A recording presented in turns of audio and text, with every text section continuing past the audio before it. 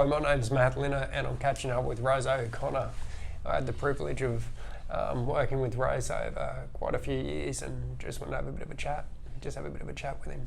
So Raz, thanks for your time. Thank you. So I can't exactly remember when it was that you decided to come and do some work with me, but would you be willing to share what the motivation was or what was going on which enticed you to put a bit of time into your personal development? So I do remember at the time, I'm a graphic designer, and I was struggling with confidence in my work, Right. in particular. Just to give a little bit of context to that, as a designer, there's a lot of competition out there. What we do is very subjective, and I was spending too much time looking at what other people were doing and concentrating on what they were doing rather than concentrating on what I was doing. It was actually my partner Jodie that recommended I come and see you after hearing you speak, and that was the beginning of a journey. Right. And what was it like? How did you find the process? And well, no preconceptions at all what it was going to be like, but it was a lot of fun. You dig deep a lot of times. It makes you think a lot. But more than anything, in the do you call it a program? Call it many things. Yeah. Well, arguably to start with, there is a program that we're working through. So there's a certain structure to the way we initially run things. So I guess to kind of cover off some base stuff.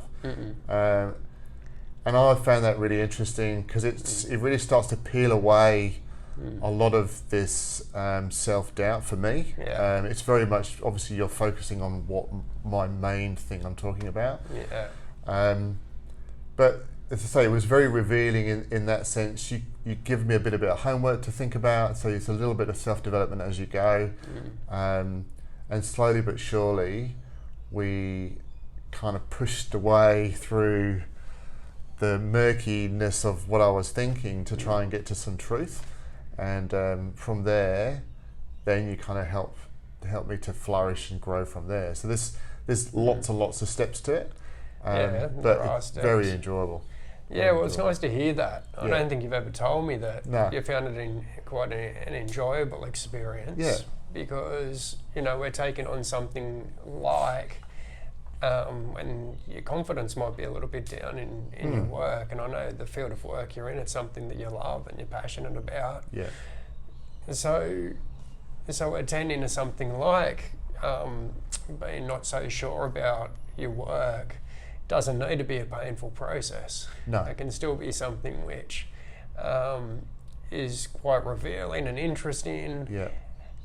So how do you feel you've benefited? I guess the obvious one is, do you feel more confident in your capabilities compared to when we started? But maybe the benefit's broader than that. Well, absolutely. So one of the things, I might have come to you for that reason, but underneath all that was lack of confidence in what I did as a father, and as a husband, and as a graphic designer broadly. That's my main focus. But so in that sense, it's helped me become more conscious and aware and comfortable with who I am, in order to be a much more how can I put it? It's more comfortable with where I am now, rather than looking at what I should be or what I wish I had done. It's being more present in now and being comfortable with that. I think that's really what's happened. It's been. And what's the effect of that?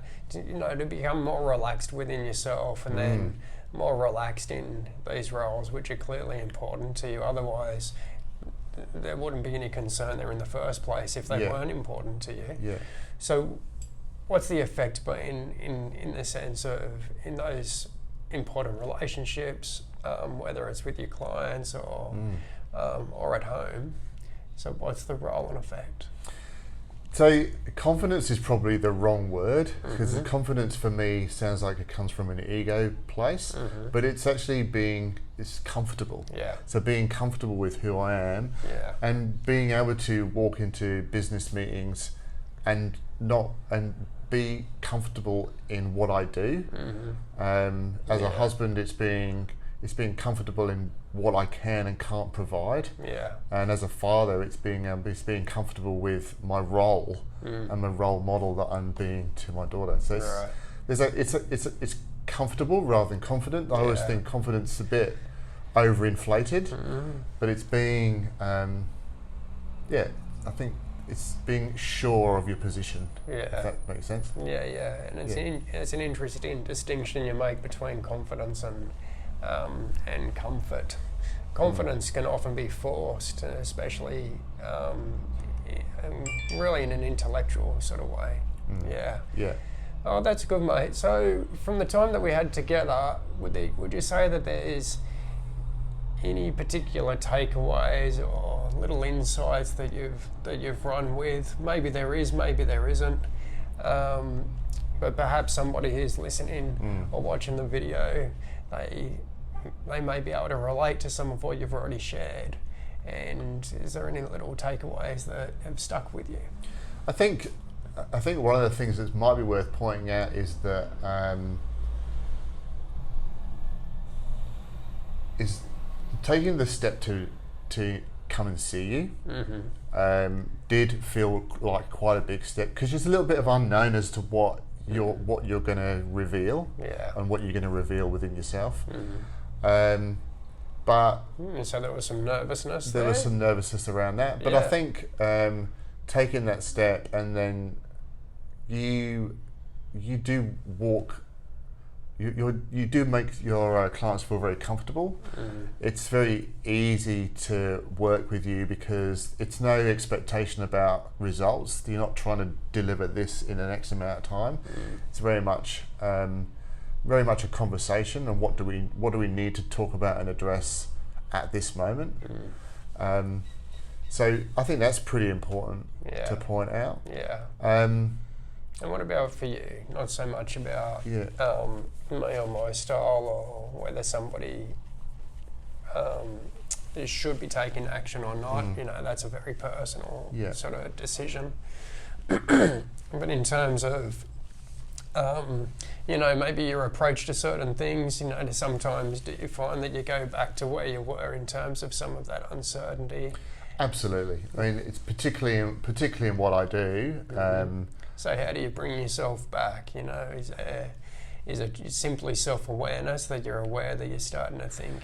Yeah, so I can if I start to feel that's that kind of self-confidence is starting to rise up, then I've got methods now to work with those things that are coming up. And practically for me, if it's something like I'll just move on to something else rather than really kind of get entrenched and involved in what it is.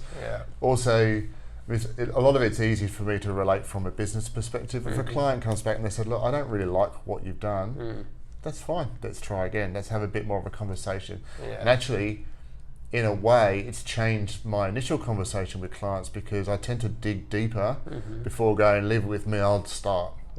So that conversation becomes more and more important. My relationship with the person I'm speaking to becomes more and more important, and then I'm more likely to deliver what they need. So it's just taking a little bit more time, confidence in the process. From our business perspective, and then and I think from a personal perspective, it says a lot as well. But it's like giving people time before I judge. That's good on pretty you. Close. Well, I think that's a great takeaway, that you can adapt your processes and your methods to give yourself some more support. And it sounds like it's enhanced the outcomes, because the communications become a little bit clearer and insightful. Absolutely. Well, good on you, Raz. Thank you for your time, mate. Thank you. We'll catch up with you soon. And you too. Cheers. Okay.